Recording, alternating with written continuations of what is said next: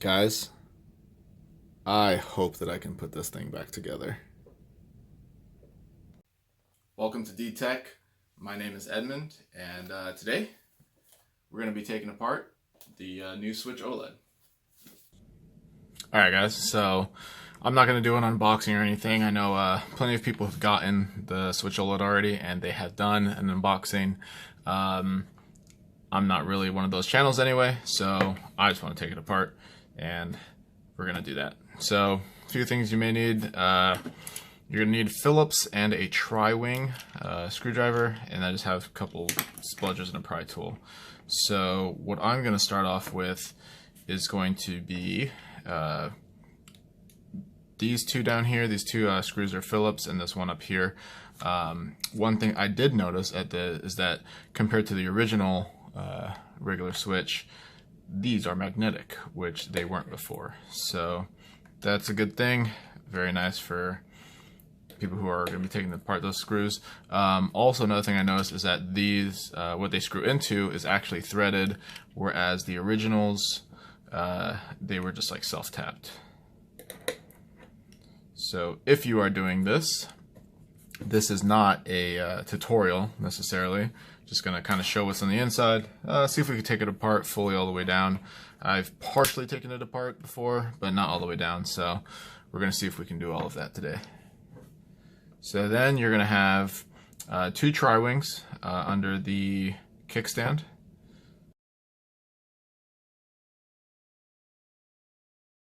Now that you got that off, the Joy-Cons is a little bit different than the originals. You take out these top two ones, you could leave that bottom one in. So on both sides you do that. On these, the two screws are actually different as well. So the top screw and the middle screw are both different. Similar. The middle screw will fit into the, don't know if I can, nope, it's gone. So the middle screw will fit into the top portion, but the top will not fit into the middle. So when you are assembling back your Switch, it's important to remember that.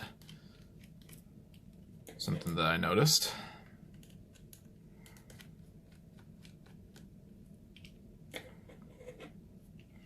So after that is done, you are going to kind of just pry up on the bottom, get your finger, or you can get the pry tool in between, and just kind of bring all that stuff up and pull it up a little bit and until it snaps out of place. There is no wires connected to the back of the case. You do have a hinge mechanism though.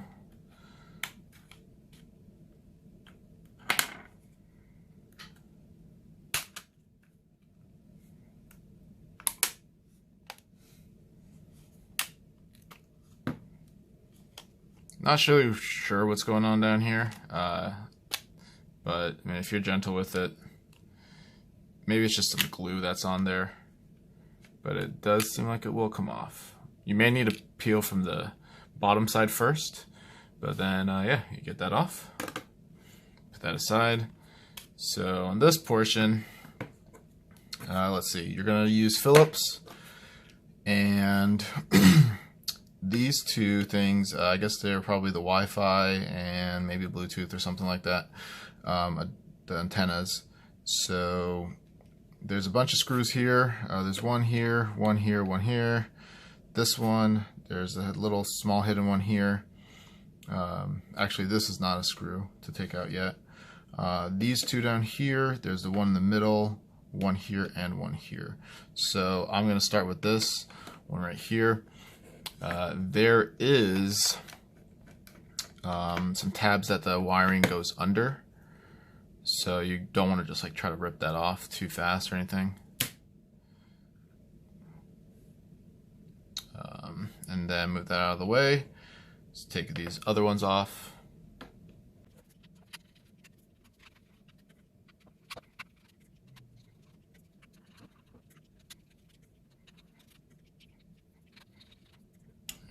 with that, I believe the shield will come off. You don't want to just pry this up too fast, because you may have something connected, as I actually forgot. You got these antennas connected. You probably want to undo that first before you even start unscrewing, just so you don't forget, like I did. Use your tool. There we go. And then just make sure this doesn't catch. So you can see it kind of winds under some small little tabs. I don't know if we can get that in the light. But there's 2 tabs in there, just be aware. So you're gonna probably have to move this out. And then after you get that, there's our shield.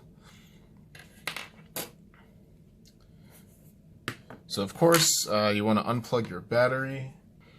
I'm going to use tweezers. It's going to be the easiest way to do this, in my opinion. So I just go fully under. It's actually kind of harder with whatever this little thing is. It looks like there's some speaker wires here, so you don't want to pull that up. So just kind of watch out for what you're doing. And no power anymore. So from here, I am going to take apart this board. And all you got to do for this one is actually just move this right here. There is a small white piece of tape. I've already gone and taken it off before, so if you don't see it, that's where it is, under a piece of tape.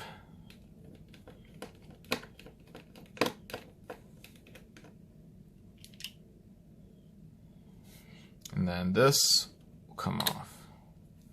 So it looks like what they did this time is they have the SD card, the game card reader, and the headphone jack all on this board. Might be a little bit annoying when switches start breaking and stuff like that, because you're going to have to replace all of them at once, instead of just having just the separate components, because the SD card was by itself, and then this microphone jack and the game reader was on the same adapter, but I think that was even connected on another little assembly. So this is as far as I've taken the console before. For ETA Prime, this is for you. This is your Joy-Con rail. Now, yeah, it does. This is the original switches. If you kind of look at it, they actually do align perfectly. So you can fix your Joy-Con. You would just have to get this off of the original, an original one, and just swap it over to your new Switch Joy-Con rail, and it looks like you should be good to go. We can actually test that to make sure that they are compatible, because I do not know if they are or not. So I'm gonna bring that tab up.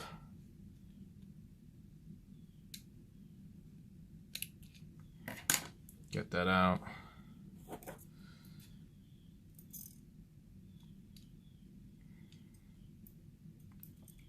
So I got that back on there, or on there. Put the battery back in. I'm gonna turn it on. Let's see. Be careful with this. It should be this button, I believe. All right, so we are on. And kind of hold that gently. Got a bunch of fingerprints on it now. We're going to see if we put this Joy-Con in, if it works. If it does, then ETA Prime, you are not out of luck. Getting this on there is kind of hard, but...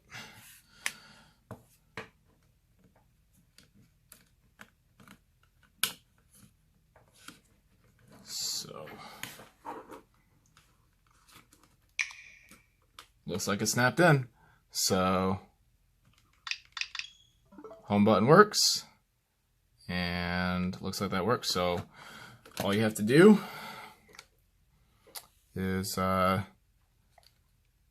replace that connection part at the bottom, or take the ribbon off and get it onto a new one somehow. I've never actually done that before, but if you can do that, you're safe, man.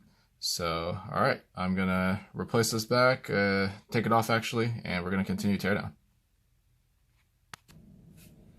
So, got that back off, and let's continue. So, I'm probably gonna start off with taking the heatsink off. Looks like it's just these 3 screws, kind of just like the original. So, I'm gonna go ahead and do that.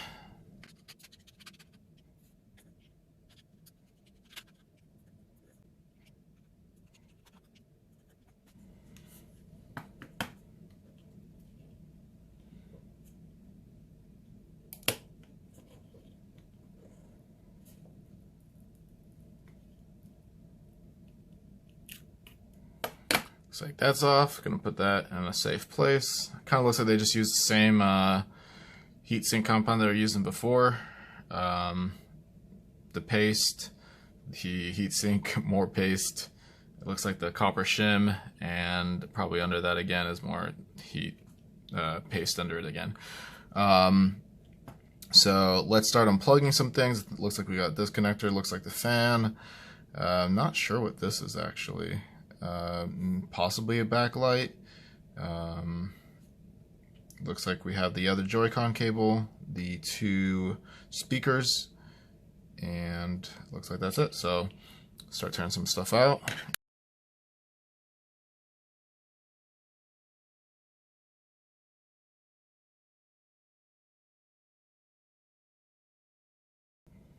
So then also looks like we need to take out this cable, which looks like the LCD cable, and do that real quick.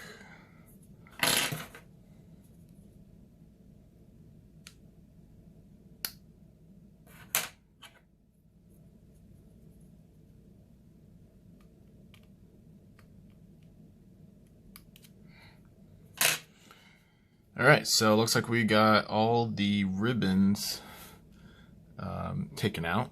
So looks like we just got to unscrew some stuff and go from there.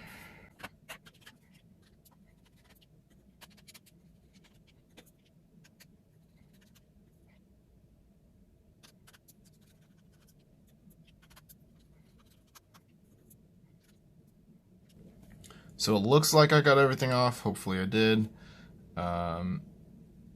So now it looks like it's just time to take this board out. Don't know exactly where I'm going to start. Probably going to start at this top portion, as it looks like the bottom is kind of under a lip. So we're going to start from up here and kind of just start prying a little bit. Make sure that nothing is still screwed in or connected. Kind of looks like it's good. Might got to do some wiggling, as the USB-C looks like it's still in like a groove of sorts, so we're gonna have to wiggle that out, it looks like.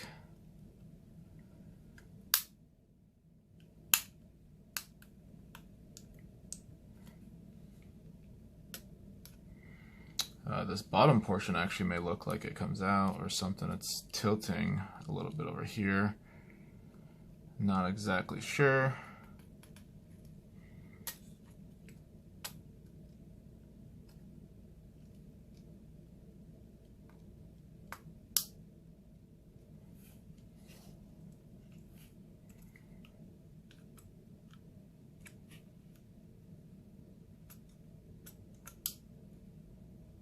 So close. Let's see if we got anything on the back.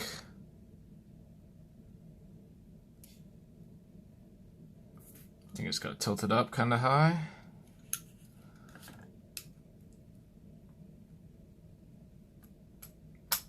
There we go. Kind of harder to take out than the other one. The USB-C kind of looks like it's a bigger groove that goes inside that thing, which actually is a good idea because a lot of people broke those. It has a little case over it too, a little shroud. So motherboard is out. There are some differences to the motherboard, it looks like, of course. Overall shape is kind of the same, but there is no longer a detached eMMC. I'll pull off these, of course, to see what's under them. And yeah, so we'll put this aside for now. And we will see if we can tear this thing down further. So, fan just looks like it's these three. We're going to take that out.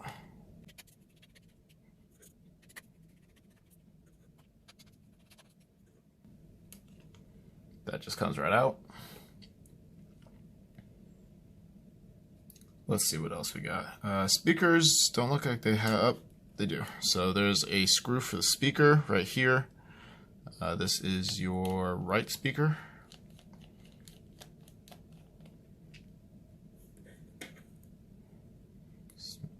Not sure how this one comes out, it may just wiggle out. Honestly, it looks like it's almost integrated in there. That may need to get pried out. So this bottom piece actually, there are two screws, it looks like, that hold that in together.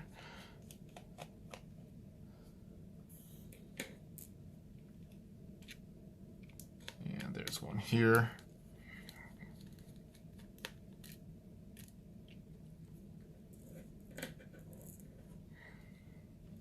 And that looks like that will just pop out.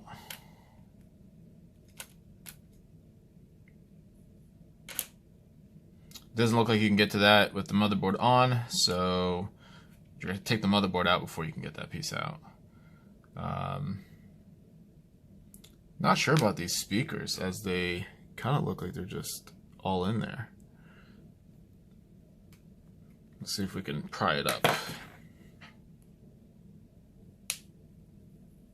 So it looks like they have some sort of glue.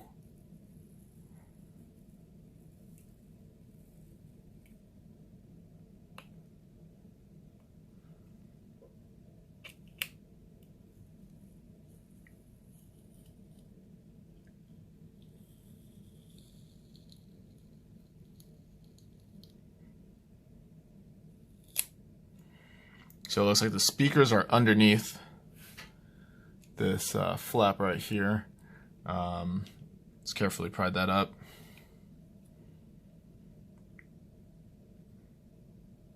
So getting this out, made it to pry that out as well. That comes out pretty easily. So there's that one. Let's work on these. We can take the Joy-Con rails off probably. Let's see if this is just fully glued on. Yep, fully glued on. Cover for the speaker. Let's take off these Joy-Con rails. Looks like we just have that last one left at the bottom. This is the wrong screwdriver.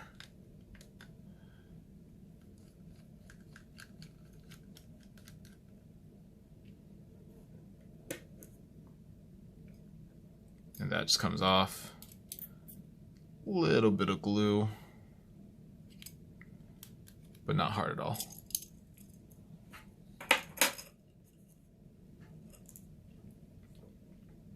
So let's get the other one off.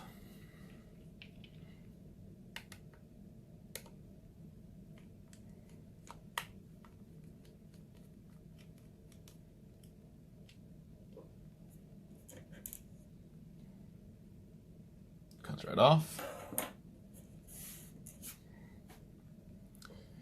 And let's attack this other speaker.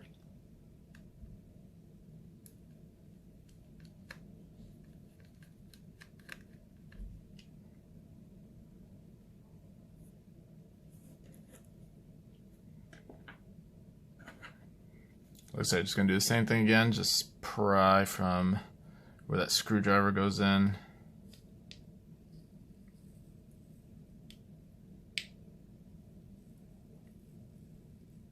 Once you get there, you may be able to get underneath and just slowly pry that up.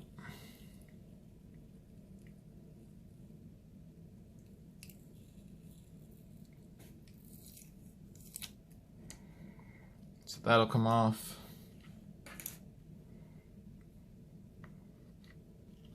Speaker should just come right out.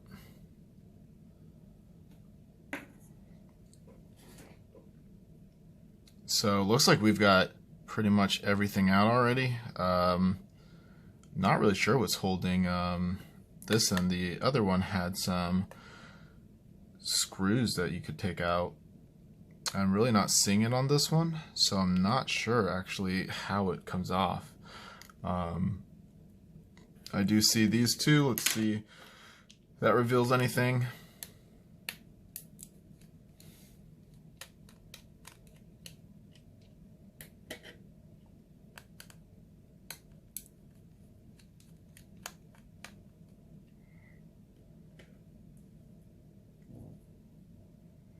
These are very small screws.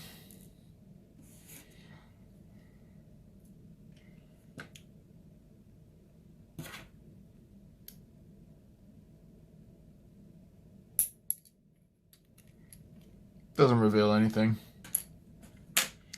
So, take this off as well. Looking on this cable, there's some sort of sensor here. Not sure what that is actually. The original one did not have that, I believe.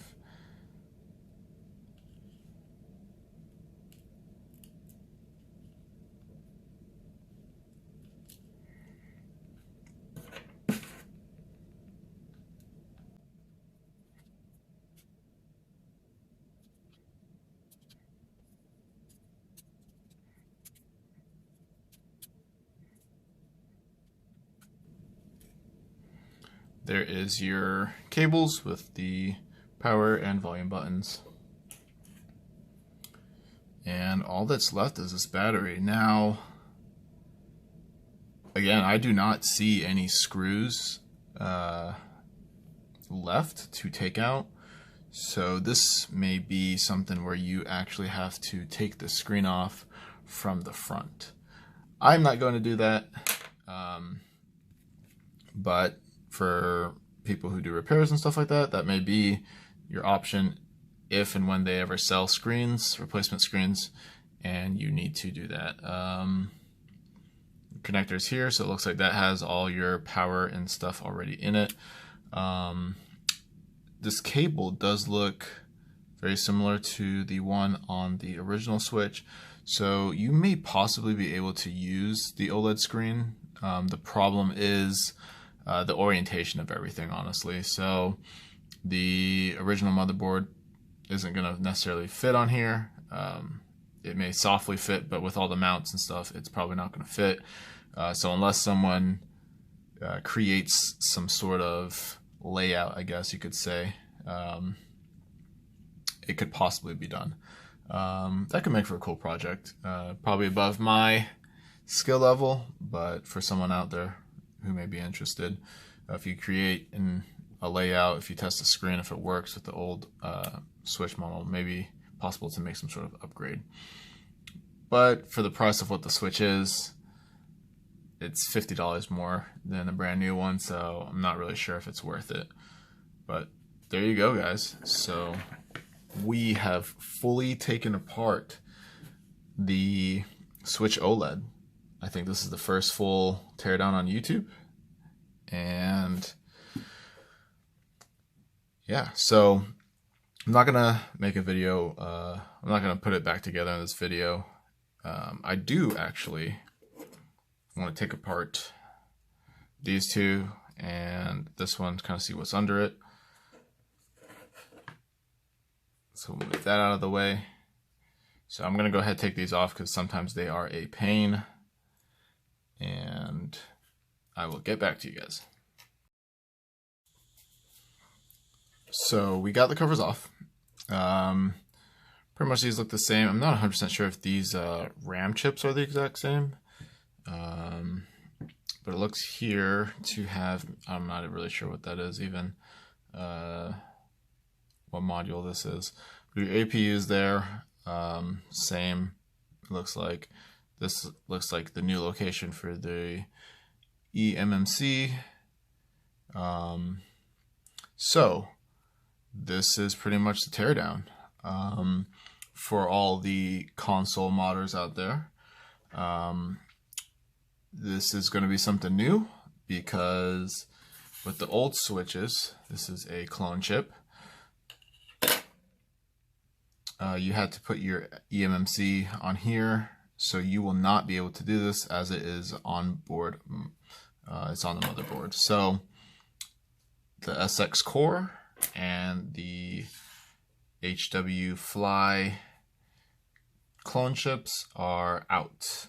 Now this does still mock up to this. It may be possible to use the switch light method. However, whoever smarter people than I are going to have to figure out the other points that they're going to have to tap into in order to solder that third ribbon that the SX light has with all the little points on it. As I think that pretty much taps into some points from the eMMC, probably some test points or something, who knows. It may be some of these like super small points down here. It could be stuff, who knows, we're on the board. But if there's no development for that, then the Switch OLED may not ever be modded. But brand new console, pretty much, even though it's a revision, some motherboard revision and everything, so it could just take time as well. And so that's it I have for this video. If you like videos like this, just taking apart electronics and seeing what's inside, consider subscribing to the channel. It helps out a lot as I'm trying to grow. And like this video so more people can see it, as I believe I am the first to do it on YouTube, do a full teardown. So other people, if they have to repair their console or even maybe slight fixes or simple things, that they can use this as a guide. Yeah, so with that, I'm going to end this video. Thank you for watching, and I will see you in the next video.